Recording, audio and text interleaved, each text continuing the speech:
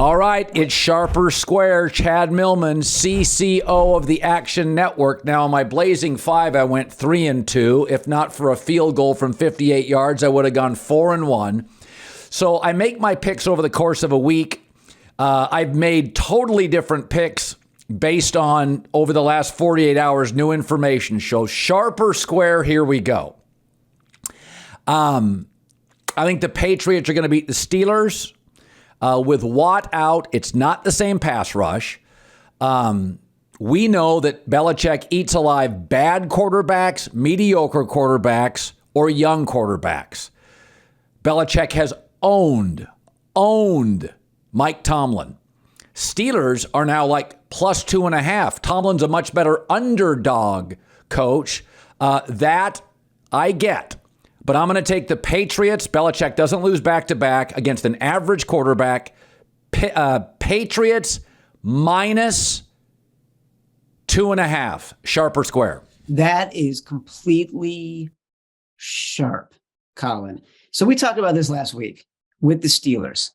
We loved the Steelers at plus 6.5 against the Cincinnati Bengals. That was, as you just noted, a rah-rah Mike Tomlin spot. You're getting a good defense on the road, world-beating time. Mike Tomlin, an emotional guy, rallies his troops. This situation where they're underdogs, not quite the same. Number one, you don't have TJ Watt. That's no good. Number two, Mitch Trubisky was proven to be what he is, a mediocre to less than mediocre quarterback. The Steelers have now had a week of film where they realized, oh crap, we're going back to Mitch Trubisky against a Patriots team that is coming in hot, not meaning like they've winning a lot, meaning like they are steaming in desperate need of a win. Week 2 is all about overreaction, underreaction. And you don't have data to really build any ideas yet as a bettor. So in week 2, you want to be looking for these opportunities. This game opened at 1.5. Even though the majority of the betting tickets right now are on the Steelers, 66% of the money is on the Patriots. That tells you the wise guys are on the Patriots. Buccaneers injury report almost looks like a comedy this week. All their receivers miss practice. We find out that Brady now is living apart from Giselle. Bit of an S show. He now takes Wednesdays off for the family. The Saints have their number 4-0 against Brady, healthier team. And oh, by the way, Jameis Winston played really, really well in the second half. When he was upright and he had time, is really good. I'm going to take the Saints plus 2.5 at home. The dog, what say you, Sharper Square? 100% sharp side. This is one of the games that almost immediately the wise guys pegged as something they were going to bet. It opened at 3. It's down to 2.5. It's down to 2.5, even though this is what's called reverse line movement. The majority of the bets are on the Buccaneers, right? But the line has moved in the direction of the Saints. That means that the money, the professional bettors have come in on the Saints. You got a lot of different things working in your favor here. Number one, you've got the Saints, who are a little bit undervalued to start. They were underdogs of a field goal. That's a key number. Wise guys bet it. 2, divisional home dogs. We talked about this last week with week 1. It's applicable throughout the year. When I look at the board every single week, the first thing I'm looking for, home dogs, then divisional home dogs, and where will there be an over-indexing for public perception? This has all 3 of those things. There's a lot of double-digit favorites this week. As you well know, always try to stay away from them. The numbers tell you take the Packers. I deep down think the Broncos, if not for 2 one-yard fumbles, would have won that game convincingly. But I'm going to stay away for now. I'm going to take the Lions at home minus 2.5 over the Commanders. I don't love either team. Wentz is mistake prone in his career, more so on the road. I thought they were a little lucky at home to beat the Jags, who instead of field goals went for it, had a drop by Travis Etienne that would have been a touchdown. I thought they got a little bit of breaks I thought Doug Peterson took some unnecessary road risks. I would have taken field goals. I thought the Jags, when that game was over, were the better team.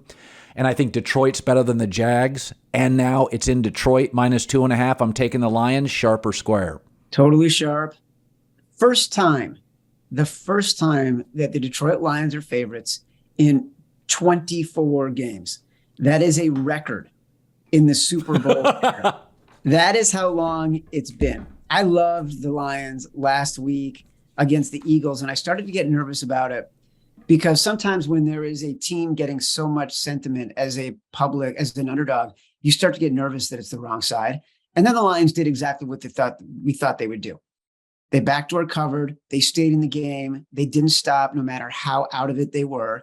That's who they are, right? Like they are a team that they do not stop. Washington gave up 6 yards per carry against Jacksonville. Detroit has a significantly better running game, and it wants to run more than the Jags do. I agree with you about Doug Peterson. I thought he put the Jags in a couple of weird spots when they really had a chance to win that game. This is a huge letdown spot for Carson Wentz. And like the Lions, if they are healthy, which there have been some question marks on the offensive line, but I think the expectation is everybody will play. They have one of the best offensive lines. So they're going to be able to compete at the line of scrimmage, which is where you need if you want to win close games in the NFL. Okay, I like points always, but I'm going to give you a favorite I like. I don't like to be called a square. I think I probably am. Cleveland -6.5 at home to the Jets. I think the Jets right now are a bad team. Now, Jacoby Brissett is what he is. They're at home opener. The rosters are not close. And the Jets have a major left tackle issue. And I believe Watt and Myles Garrett are easily the best two pass rushers. So I get immobile Joe Flacco, left tackle issue, not a very good roster, a developing roster. I'm going to swallow the 6.5 in Cleveland at home, sharp or square. I mean, dude, we've been talking about this for more than 10 years at this point. I can't believe you would take the Browns in this spot. I feel like you're doing it just to bait me. This is exactly when you take the Jets. We talked about this last week with the Seahawks. I begged you to take the Seahawks as 6.5-point dogs against the Broncos. It is the same exact scenario. You are getting so much inflation in this line. Everyone is so excited. The Browns went on the road. Jacoby Brissett, they beat Baker. Meanwhile, the Jets are getting throttled with Joe Flacco. No team is ever as good as they look. No team is ever as bad as they look. Like I said, week 2, all about overreaction. Couple stats for you. Week 2 underdogs that didn't cover week 1 by 7 or more points. The last 20 years, 60% against the spread. Week 2 dogs who just didn't cover in week 1, 64% against the spread since 2005. Week 2 dogs of 6 or less off a straight up loss, and the Jets started at 6, 67% against the spread. So you got to hold your nose. You got to bet it. Like, I know you don't even want to watch the game, so you're not going to bet it, but the Jets are the side here. And by the way, if the Jets lose, that's fine. You make these plays over the long term and you end up being a 60% winner, and that's what you're trying to be. All right, another favorite that I think is kind of tasty. And I know, again, I know I'm a square. Of all the big favorites, Bengals -8.5 against the Cowboys. Now I'm not sure I'm going to bet this, but I think Dallas is a bad football team. A bad team, now with a backup quarterback. I think Cincinnati's a good team that played the best underdog coach in the world with the best pass rush outside of Buffalo in the world. And I think the Bengals, because as Joe Burrow told me on my podcast, he didn't get to practice much. Appendectomy surgery, they take something out of your body. It is a major surgery. The timing was terrible against a great defense. This is a average defense. I think Cincinnati buries them. It's my blowout of the week. Well, I feel like there are other games that should be your blowout of the week because this is a really tricky spot. 8.5 points on the road against a team that is desperate. You always got to think about the emotional elements of the game, right? And the first game with a backup quarterback for a team that knows its season is on the line is always when they are playing their best. You get that team as a massive underdog at home, and that's when you play the home underdog. The same stats I just gave you for the Jets, all applicable for the Cowboys. They lost by double digits. They are huge home underdogs. It doesn't matter if Dak is playing or not, but also think about this. And I'll ask you these questions. I need you to answer them. Do you think Dak Prescott is a good quarterback? I think he's a B quarterback. So you don't think he's a top 10 quarterback? No. All right. So if Dak is playing, maybe the Bengals are, say, 1.5 favorites. Maybe it's push. Do you really think Dak is worth 8.5 points against the spread? Is he worth 7.5 points against the spread? No. Those are the guys who are the best quarterbacks in the NFL. That's not Dak. So the inflation on this line is so big that the wise guys are going to take the Cowboys. This line has come down, if only because they know the number became too big because the public perception is the Cowboys can't win without Dak. All right. Let's go back to some dogs. So I have 3 picks I love: Patriots, Saints, Lions. Then I'm just feeling my way through this shit. Okay. The one that's interesting to me, people really like Philadelphia. The fact that they're a favorite against Minnesota, a team I absolutely love. But the number's only 2. So it's telling me that if it was 3, I would take the Vikings. At 2, it's begging me to take the Eagles. That's what it feels like to me. It kind of feels like it's a sucker bet to take the perceived better team in Minnesota, right? The -2 is telling me bet the Eagles, sharp or square. Totally sharp. That's exactly what you should do. It's exactly what I did. You could have gotten this at 1.5. I got it at 1.5.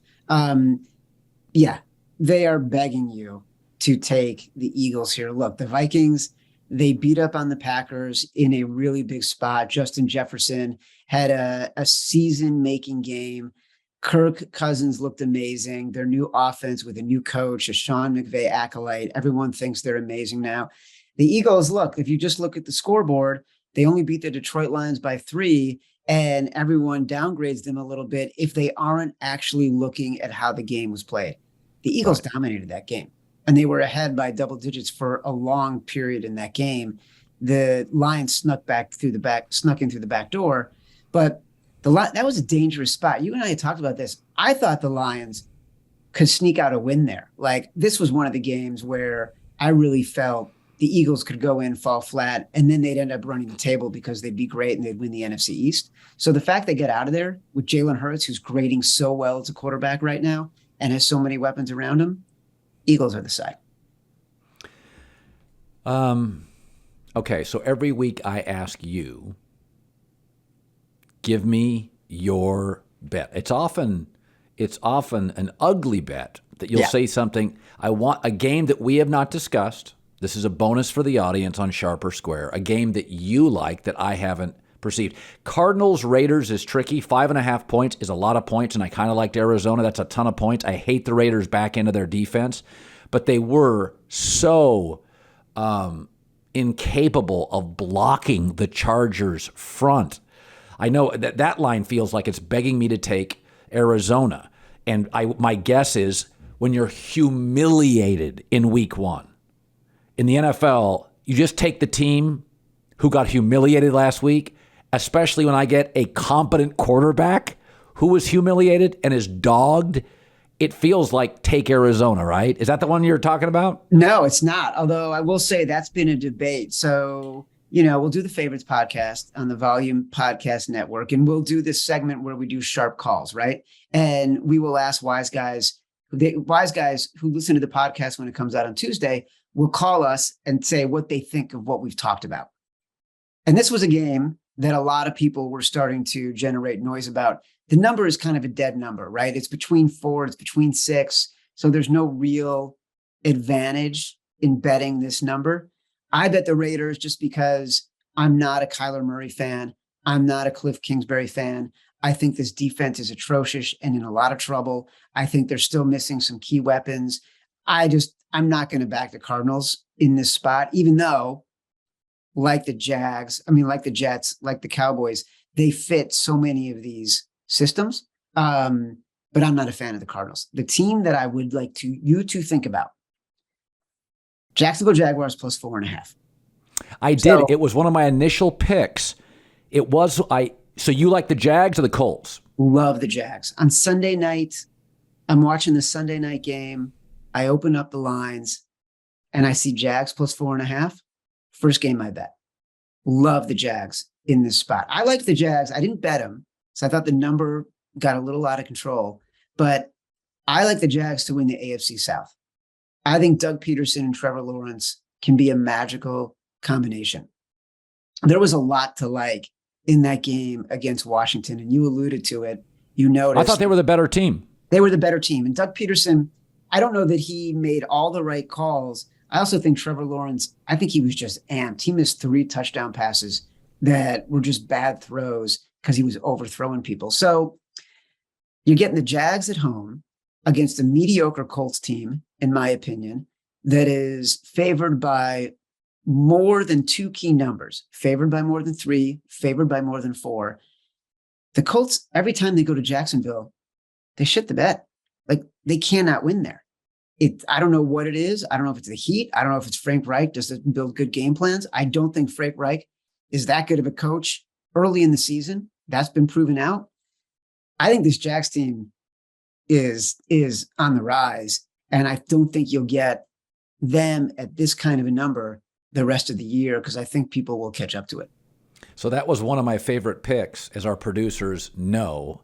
Yep. I like the Jags, and then I talked myself out of it because I thought Frank Reich and Matt Ryan are desperate. There's going to be heat on Frank. There's a lot of heat on him, but you talked me out of it. All right.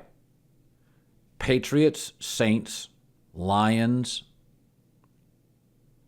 Eagles, Jags. Yep. Got it. You know what? I'm going to sleep on it. I like the Packers too, but I'm not going to go there right now. Listen. This is a public perception game, right? And if you're going to play the public perception game as a bettor, you can't just do it in spots where you think the public is undervaluing a team and only betting underdogs. It's important to look at the whole board, right? It's important to think about it from the other side too. The Packers at -10, this is also a classic overreaction spot. The public right now loves the Bears because of what they did against the Niners. They beat the Niners in a freaking monsoon. Meanwhile, the Vikings beat up on Aaron Rodgers. All you're seeing all week is the wide receiver who dropped the wide open touchdown pass. You're seeing the wide receiver who couldn't get his head around on a short throw from Aaron Rodgers. You're seeing Aaron Rodgers being frustrated. I know how we both feel about Aaron Rodgers. I would not be betting against Aaron Rodgers in this game. Like, this is a really important game for him. The sharp side to me is the Packers. All right, Millman, great stuff. Sharp or square every week at this time. Good talking to you. See you, brother.